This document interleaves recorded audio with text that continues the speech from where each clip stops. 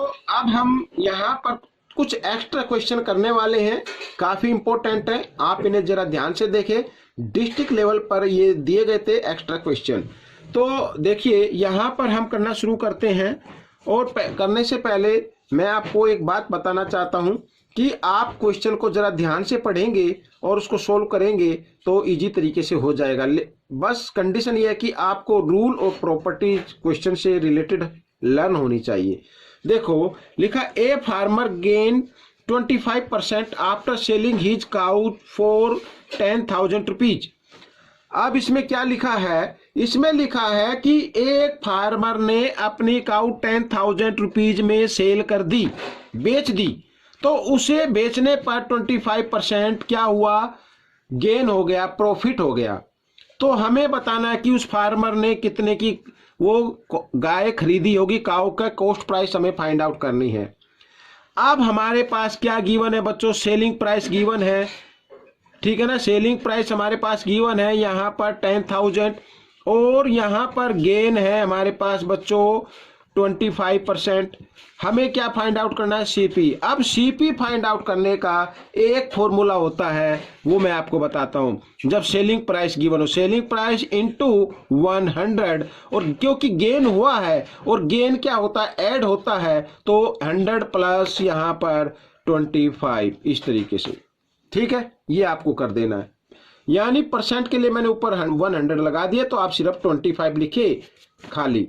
अब इसी पर हम इस क्वेश्चन को सोल्व करेंगे। देखो सेलिंग प्राइस है 10,000 इंटू 100, और यहां पर आ गया, दोनों को ऐड किया 125। अब बच्चों 125 की अगर टेबल आती है तो 125 8 जा 1000 होते हैं, और यहाँ पर 0। अब मल्टीप्लाई किया तो 8 1 जा 8, 8 को 1 से करेंगे, 8 1 जा 8, और 1 2 3 0 है तो 30। ये आपकी आ गई बच्चों कॉस्ट प्राइस, आ गई बच्चों आपकी गाय की। तो यहाँ पर लिखा कॉस्ट प्राइस ऑफ काउ, ये आपका आंसर आ गया बच्चों 8,000 रुपीज। उसने, फार्मर ने उसको 8,000 रुपीज में खरीदा था, ठीक है, हो गया क्वेश्चन। आइए आगे चलते हैं। यहां पर देखिए ये क्वेश्चन भी कुछ इजी ही है। If price of 1 dozen eggs is ₹84, find the price of 7 egg. अब 1 डजन का फाइंड आउट करना दिया हुआ, गिवन है, 7 एग्स का हमें प्राइस फाइंड आउट करना है बच्चों। अब आपको मालूम है 1 डजन में कितनी संख्याएं होती हैं, 12 होती हैं। मैं लिख देता हूं 1 डजन इक्वल 12, ठीक है। अब यहां पर इसका मतलब है 12x की कॉस्ट प्राइस है बच्चों, ये 12x की क्या है, ये प्राइस है, कॉस्ट प्राइस भी आप इसको बोल सकते हैं। तो सबसे पहले हमें 1 की फाइंड आउट करनी है, ठीक है, 1 की फाइंड आउट करनी है। और 1 देखो, कॉस्ट प्राइस ऑफ 12 एग्स, ये यहां पर गिवन है 84। कॉस्ट प्राइस ऑफ 1 एग की फाइंड करनी है, तो क्या करेंगे, 84 को डिवाइड कर देते हैं 12 से। 12 की टेबल लीजिए, 12 की टेबल लेंगे तो 7 12 7 जा यहाँ पर 84, ठीक है बच्चों, इस तरीके से। तो 1 एग की कॉस्ट आ गई, 7 की फाइंड आउट करनी है, कॉस्ट प्राइस ऑफ 7 एग्स। तो 7 की क्या होगी, 1 की तो 7 है, तो 7 की और ज्यादा हो जाएगी, सो 7 इंटू 7, इस 7 से तो मल्टीप्लाई कर देते हैं, तो आ गई बच्चों 7 7 जा 49। ये आपका आंसर आ गया।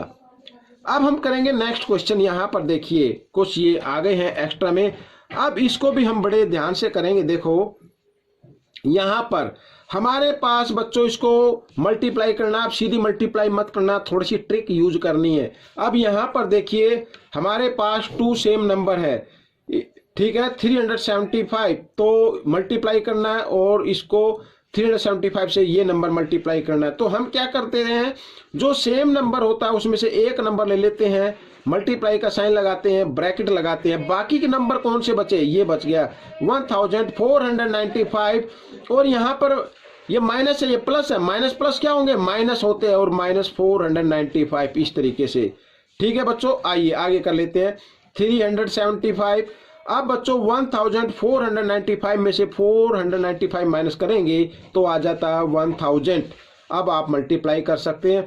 किसी भी डिजिट को 1 से मल्टीप्लाई करते तो वही डिजिट आ जाता है। 775 को 1 से मल्टीप्लाई करेंगे तो 375 को 1 से मल्टीप्लाई करेंगे तो 375 आ जाएगा। इसके पीछे 30 है तो 30 हम लगा देते हैं। ये आपका मल्टीप्लिकेशन हो गया। Next question.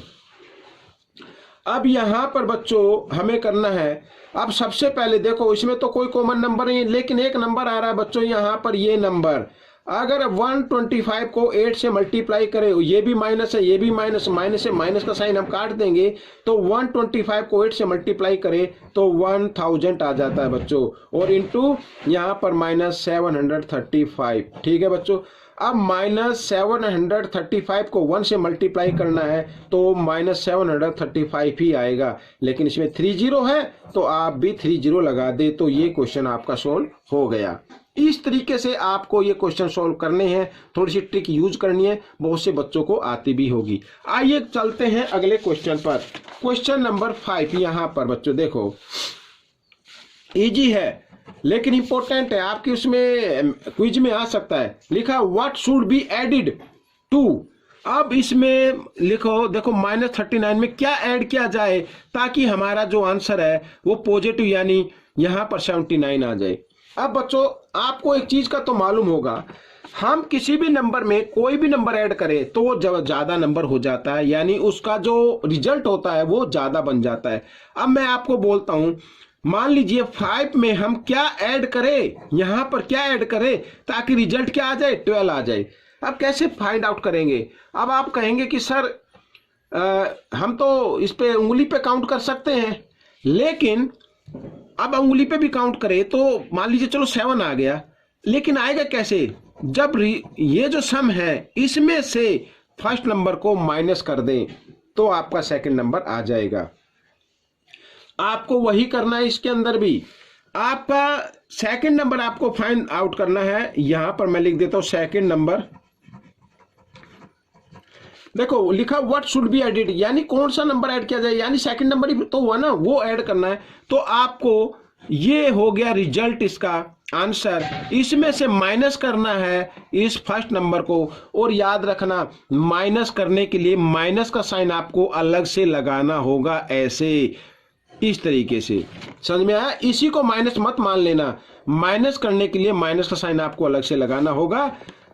अब देखो करते हैं, 79 और माइनस माइनस प्लस 39। अब इसको आप ऐड कर दीजिए, 9 और 9 18, कैरी 1, 7 + 3 10 और 1 11। तो वो सेकंड नंबर बच्चों हो जाएगा 118। ठीक है। अब हम करेंगे लास्ट क्वेश्चन। यहां पर देखो 2 सप्लीमेंट्री एंगल्स डिफर बाय 50। इसमें लिखा है 2 सप्लीमेंट्री एंगल हैं, उनका जो डिफरेंस है वो है बच्चों 50 डिग्री। तो हमें बिगर एंगल फाइंड आउट करना है। अब बच्चों एक तो आपको मालूम होना चाहिए सप्लीमेंट्री एंगल कहते किसे हैं। ऐसे 2 एंगल होते हैं जिनका सम क्या आता है 180, उसे सप्लीमेंट्री एंगल बोलते हैं बच्चों।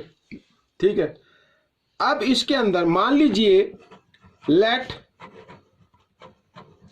फर्स्ट एंगल, मान लीजिए let first angle equal to x, तो सेकंड एंगल क्या होगा 180 में से सम में से माइनस कर दो फर्स्ट एंगल का, सेकंड आ जाएगा। लेकिन अकॉर्डिंग टू क्वेश्चन इसमें क्या कहा है कि दोनों एंगल का डिफर यानी डिफरेंस क्या है 50 डिग्री। तो ये फर्स्ट एंगल हो गया, ये सेकंड एंगल हो गया, और इनका डिफरेंस हो गया। डिफरेंस के लिए माइनस का साइन लगाएंगे इस तरीके से। कितना होगा?